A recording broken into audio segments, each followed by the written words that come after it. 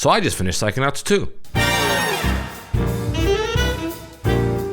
There's no denying that I'm a bit of a fan of Tim Schafer, the creator of Psychonauts. He has been involved in some of the games that have really impacted me. The Monkey Island games, Day of the Tentacle, Grim Fandango, and of course, Psychonauts 1. What I love the most about these games is the way Tim Schafer builds the world and tells the story. Grim Fandango being, to this day, my favourite story of all time. And not just in the video game world. The characters, the settings, the twists, the dialogue, it's all just on point, and Tim Schafer has a very unique style to his writing. Psychonauts 2 is no different. It's good. Oh yes. It's really good. Yeah. It's just a bloody good game. I would end the video there, but that may be a little bit too short for YouTube, so excuse me for the next 10 odd minutes. I'm gonna just brain dump my thoughts and feelings on this game in a nice tidy little video. Ready? Let's go.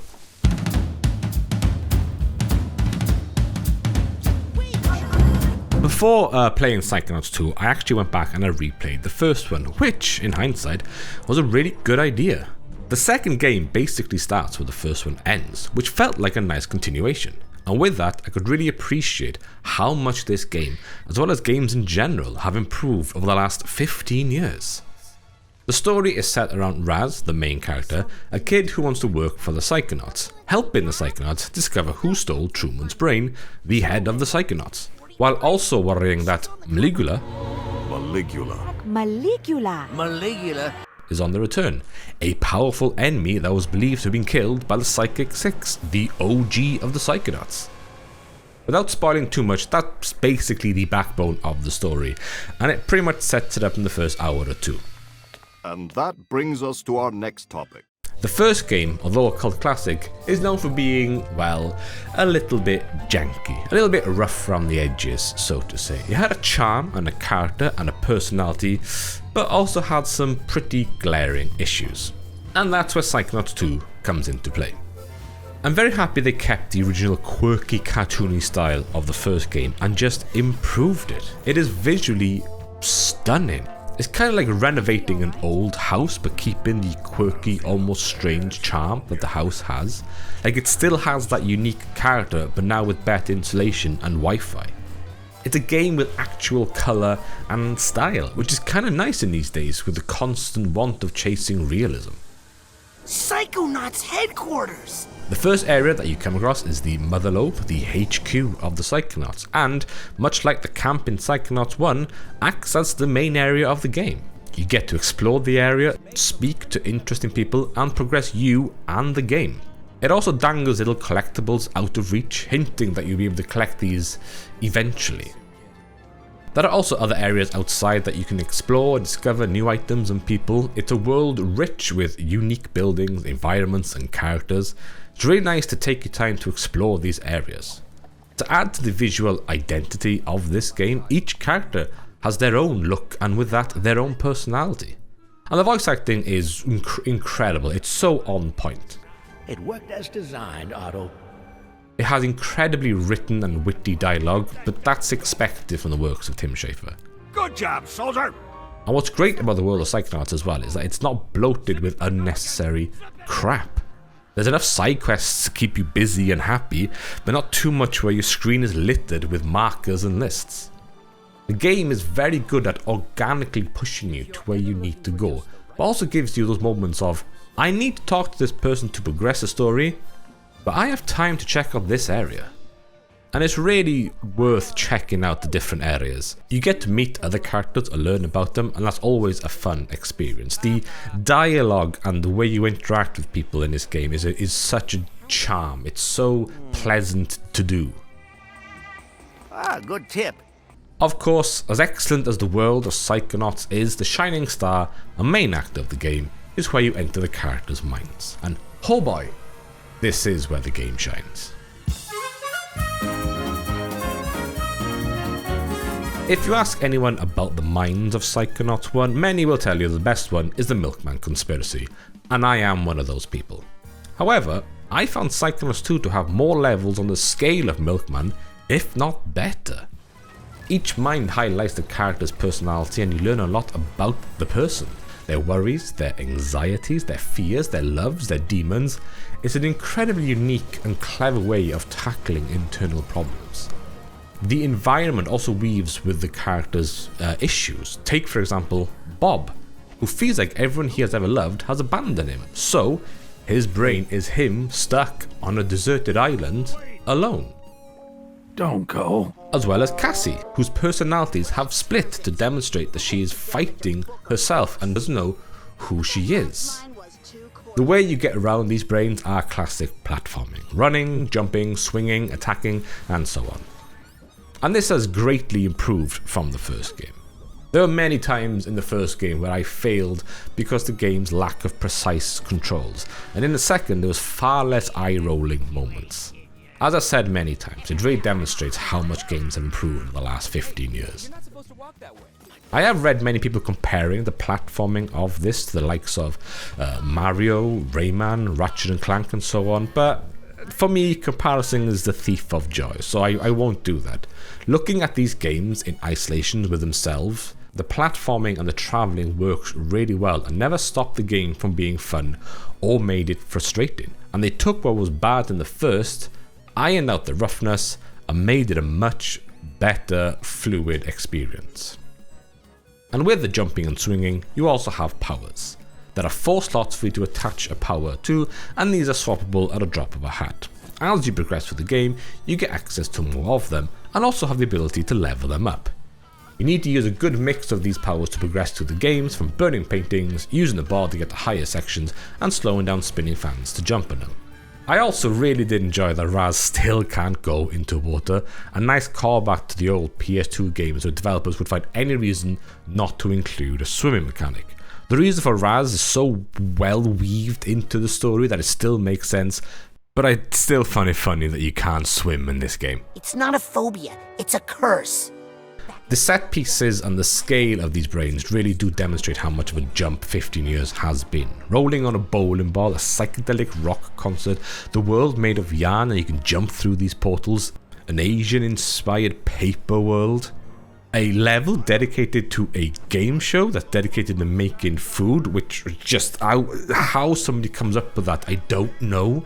You gotta give Tim Schafer credit for the sheer amount of creative worlds he has come up with. Some people would dedicate an entire game just to one of these brains. He has made several of them in one game. But as the game pushes forward in that sense, the game also looks back into the past. A lot of the people's brain you're entering is the Psychic Six, the OGs. They are now old, retired Psychonauts. And they are all tackling something internally, and you help them tackle it and confront their biggest mistakes and their regrets, and you help them come to terms with themselves. It acknowledges people's faults and how they worry about the past, but in the end, we are not all perfect. You can be good people and still have faults. You can still have done good things and have a bad outcome. And this game really gives you some touching and inspiring stories. When you finish the level, or the brain so to say, you end up learning so much about that person and you really feel like you understand them. And it gives you time to reflect on yourself as well. The worries that they have are worries that people have in the real world. It's such a clever way of tackling internal struggles in a gamified way. And like I said, no two brains felt the same because no two people really worry about the same things. The way the brains are completely tailored to their personality and is completely tailored to their image of themselves. You do sit there and you do ask yourself, what would my brain look like?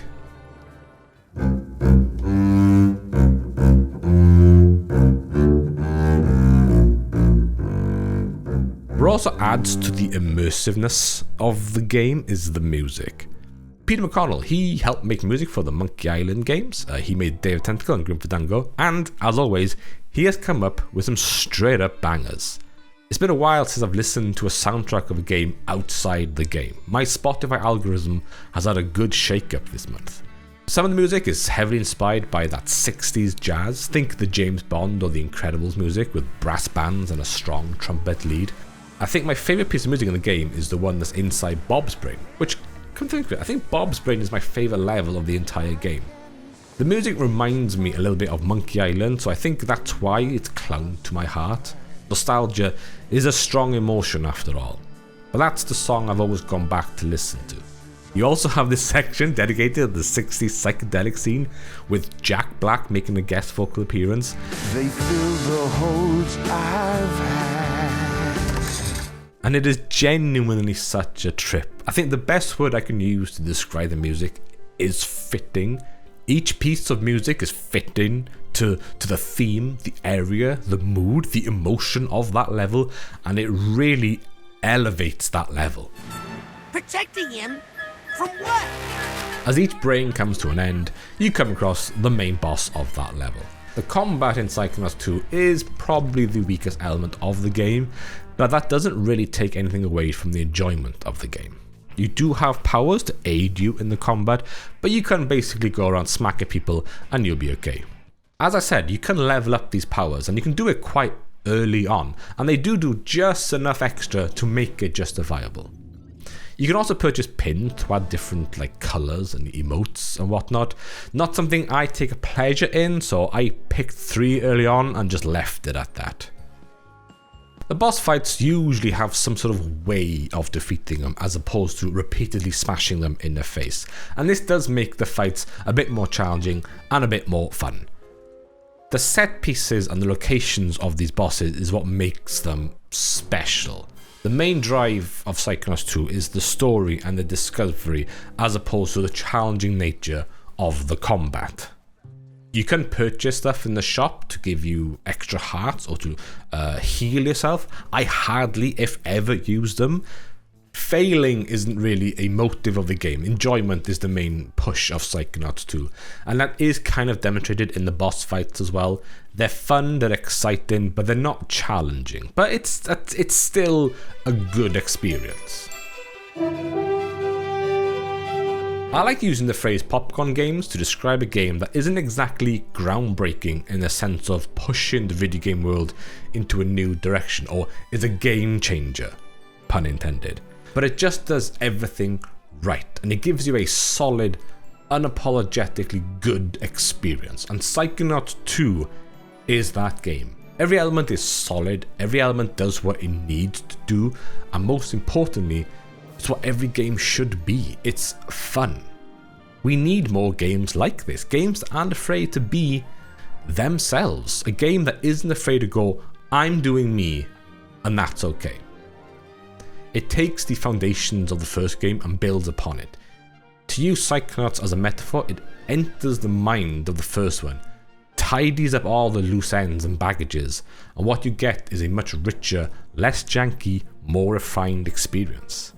I know the game came out 3 years ago. I'm a father with a job, I have a backlog, okay? But this is hands down one of the most unique, inspirational, and most innovative game I've played in a long time. And Psychonauts 2 is definitely a perfect sequel.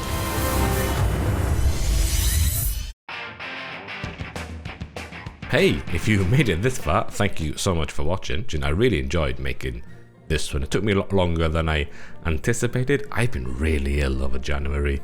It's the curse of having a child, I guess. But yeah, feel free to subscribe if you enjoyed what you watched. I will be making more in the near future, but as of now, thank you so much for watching. I appreciate you, and I'll see you in the next one. Bye.